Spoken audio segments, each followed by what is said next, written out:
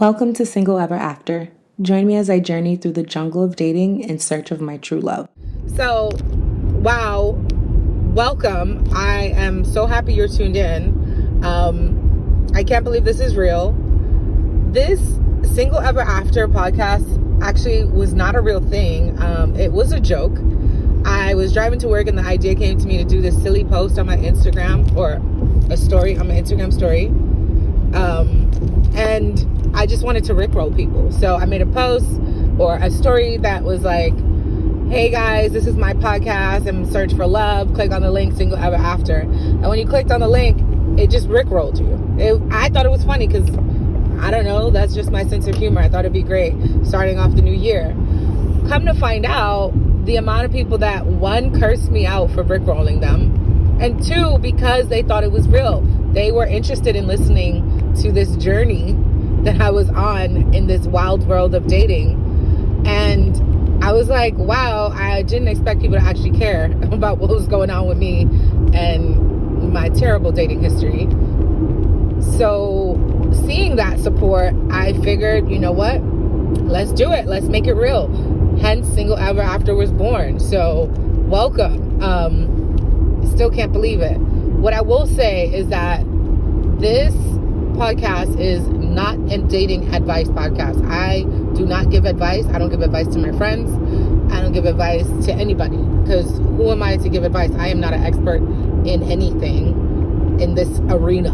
Okay, I am searching just like everybody else is searching, and I am just kind of going to go through my experiences, past and present, and hopefully, you know, I can get some feedback on maybe what I'm doing wrong or areas that I need to work on. And maybe those listening can think about how they're also affected or are in the same situation or have encountered similar situations and reflect on how they dealt with it and maybe a better way to deal with it. So, you know, that's what this is. It's more like a audio journal of my, what I'm expecting to be terrible dating record. So yeah, I don't know. We'll see where it goes. I do, however, want to have some serious conversations with some SMEs. I have one lined up already, which I'm super excited about. And that's going to be in a series we're going to be putting out very soon. So I'm going to put it down in the description. If you have questions for this SME that I'm going to bring on, you know, share them, because I'm going to compile as many as I can. And we can keep this going. We can keep that conversation going for as long as we need to. Thankfully, they are so kind in offering their time and their knowledge to share what they know. So just to start out, about me, I'm divorced, was married before, single mom, not exactly sure what I'm looking for. I took a break from dating for a while, just because I haven't been feeling it. Like, I haven't been feeling like the whole chit chat with somebody online, and then maybe we finally agree to meet in person and have a drink or something. Like, I don't know. I just haven't been feeling it. I've also like started a new job, moved to a new city, and like I just really was focused on getting settled. And now I'm like, okay, I feel like I've been here for a little bit. I do want to find something, because weekends can be lonely, weeknights can be lonely. So now I'm just trying to, you know, find my way, see what's out there. Do I want to find love? Do I want to find my forever person? That's a tricky question. I like to think yes. I tell myself I do, but I'm not even sure that I believe that I do. Haven't been married before.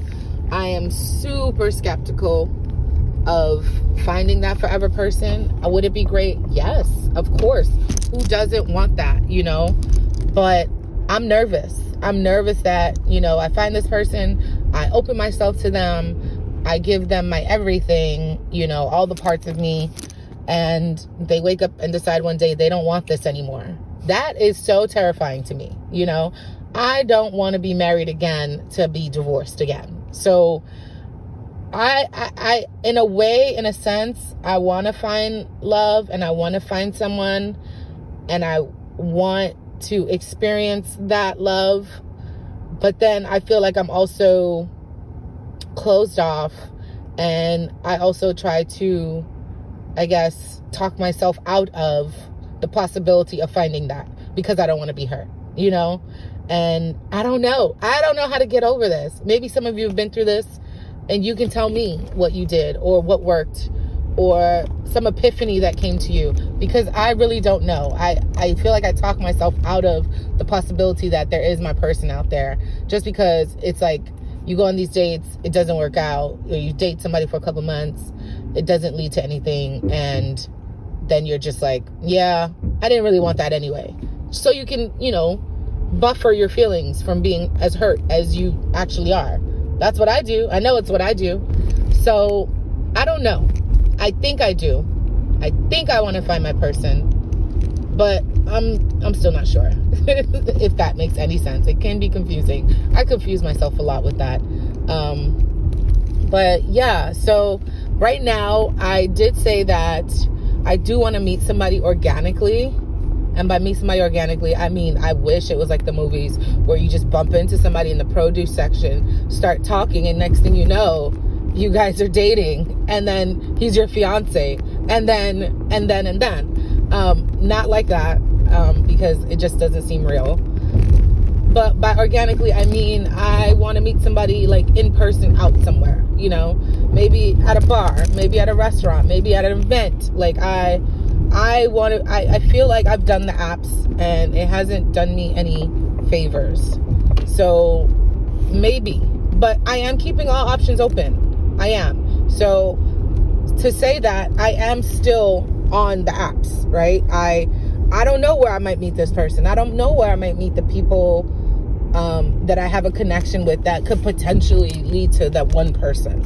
So I am on the apps, so I'm open to meeting somebody on there.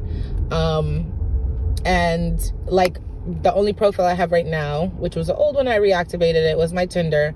And my bio is kind of sparse. Because again, I don't want to put myself out there and be rejected and get hurt. So, I'm just kind of like, a little bit about me. But then also like there's a section where, you can indicate like what you're looking for. And I put still figuring it out, because I am still figuring it out. I haven't a clue. So that's what my profile says. I'm still figuring it out. And we'll see. Because I also feel like there is the chance that I meet somebody, and because the connection is strong and it feels right, then I might be open to a more serious relationship. I might be open to, that love that I feel like I kind of want, So I'm very open, but I don't want to say, I don't know that I'm dating with intention, Like some people are like, I'm only going on dates because I want to connect with this person because I want them to become my partner and my future spouse. So those are the only dates I'm going to entertain. I don't think I'm there yet. I'm okay with just dating, meeting people, and having a good time. And if it leads to something more, great. If not, no loss. At least we had fun. That's kind of like where I'm at. And so I feel like if it does lead to something else and it leads to something more, it would be because things were going great and it just naturally progressed that way. So yeah, that's where I'm at. I don't know. It's all still I don't know. But yeah, y'all tell me where y'all are at. What are you doing? How do you feel? Do you even does what I'm saying even resonate with any of you? Do you understand where I'm coming from? I want something, but I'm not sure that I want it. But if it came along, I wouldn't be opposed to it. I'm not going to push it away. It's just, I'm all over the place. And maybe, speaking this out loud is going to help me kind of settle and figure out and find a direction. Maybe. I'm not sure, but we'll see. So thanks for tuning in to Single Ever After. And let's remember to keep our hearts open to love.